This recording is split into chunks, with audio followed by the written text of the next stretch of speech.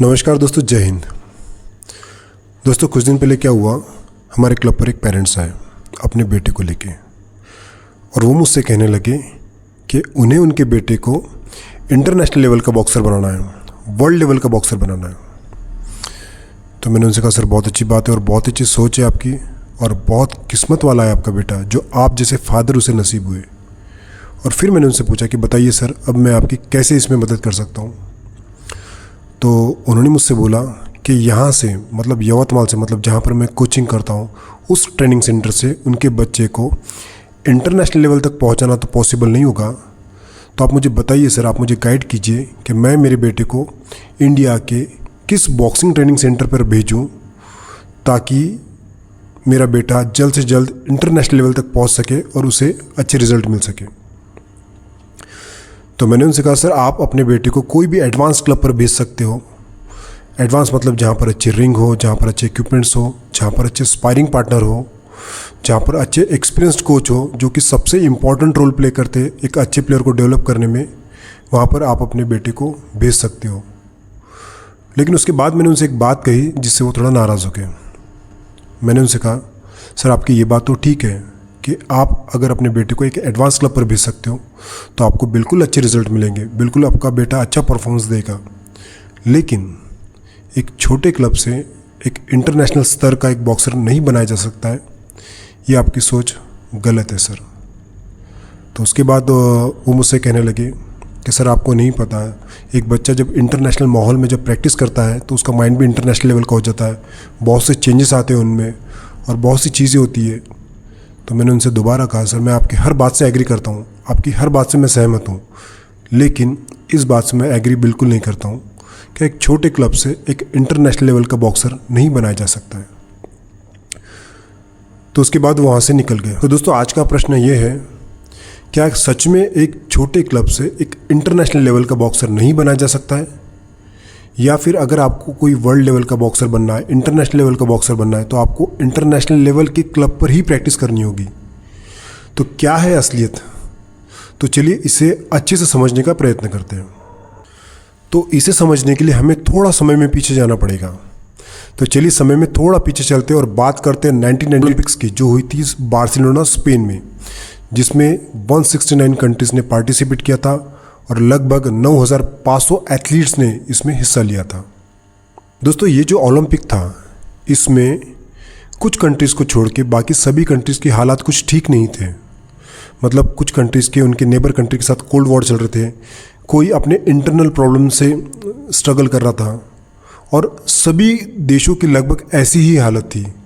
और इन्हीं में से एक कंट्री थी जिसका नाम था क्यूबा। दोस्तों, 1990 में क्यूबा और सोवियत यूनियन के बहुत अच्छे रिलेशन हुआ करते थे और उनकी स्ट्रॉन्ग डिप्लोमेटिक टाइज होने की वजह से सोवियत यूनियन क्यूबा को हर क्षेत्र में अनकंडीशनल सपोर्ट किया करता था। लेकिन 25 दिसंबर 1991 को सोवियत यूनियन डिसइंटीग्रेट हो गया, मतलब सोवियत यूनियन टूटकर 15 देशों में बढ़ गया, जिसमें Ukraine, Uzbekistan, Kazakhstan, Azerbaijan, Belarus, Armenia और ऐसे कई छोटे छोटे देश बनके तैयार हो गए। सोवियत यूनियन के टूट जाने से क्यूबा को दिए जाने वाली सारी सुविधा मिलना बंद हो गई। तेल, मशीनरी, खाना और सभी डोमेस्टिक प्रोडक्ट्स का भंडार तेजी से खत्म होने लगा। इंपोर्ट एक्सपोर्ट पूरी तरह से ठप हो गए और सभी डोमेस्टिक कंपनीज बंद होने के कगार पे आ गई और कई महीनों तक ऐसा ही चलता रहा। क्यूबा, जो एक समृद्ध देश के तौर पे उभर रहा था, वो अचानक से बहुत तेजी से कंगाली और भूखमरी की ओर बढ़ने लगा। कुछ दिन बाद 1992 के जुलाई महीने की शुरुआत हुई। क्यूबा ने अपनी गिरी हुई परिस्थितियों में बार्सिलोना ओलंपिक में पार्टिसिपेट करने के लिए अपने एथलीट्स तैयार किए। दुनिया के सभी देश क्यूबा की हालात से परिचित थे, इसलिए कोई उन्हें इतना स्ट्रॉन्ग कंटेंडर समझ नहीं रहा था। लेकिन अंत में जो परिणाम आए, उसने सारी दुनिया को हिला के रख दिया। बार्सिलोना ओलंपिक के टोटल मेडल टैली में क्यूबा ने 31 मेडल लिए, जिसमें 14 गोल्ड, 6 सिल्वर और 11 ब्रॉन्ज लेके क्यूबा ने 5वां स्थान अपने नाम किया। उससे भी चौंकाने वाली बात यह थी कि 31 मेडल में से 9 मेडल सिर्फ एक इवेंट से आए थे, जिसमें 7 गोल्ड और 2 सिल्वर थे, और उस इवेंट का नाम था बॉक्सिंग। मतलब ओलंपिक बॉक्सिंग फाइनल में 12 वेट कैटेगरी में से सिर्फ अकेले क्यूबा के 9 बॉक्सर फाइनल खेल रहे थे, जिसमें से 7 ने गोल्ड जीता और 2 ने सिल्वर। इतनी ह्यूज सक्सेस के बाद क्यूबन बॉक्सिंग की चर्चाएं पूरी दुनिया में होने लगी।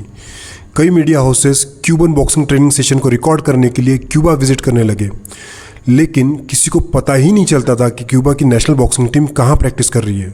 लेकिन एक बार एक मीडिया टीम उस क्लब पर पहुंच जाती है जहां क्यूबा नेशनल बॉक्सिंग की मेन टीम प्रैक्टिस कर रही थी, जिसका नाम था राफेल ट्रिजो बॉक्सिंग जिम। लेकिन वहां का दृश्य देखकर सभी मीडिया कर्मी हैरान हो जाते हैं, क्योंकि वे सोच के आए थे कि उन्हें क्यूबन बॉक्सिंग टीम के सीक्रेट्स देखने को मिलेंगे, लेकिन वहां उन्हें ऐसा कुछ नहीं मिला जैसा वो सोच के आए थे। वहाँ उन्होंने देखा एक बुरी हालत में हैंडमेड बनी हुई बॉक्सिंग रिंग, जिसमें बॉक्सर्स प्रैक्टिस कर रहे हैं।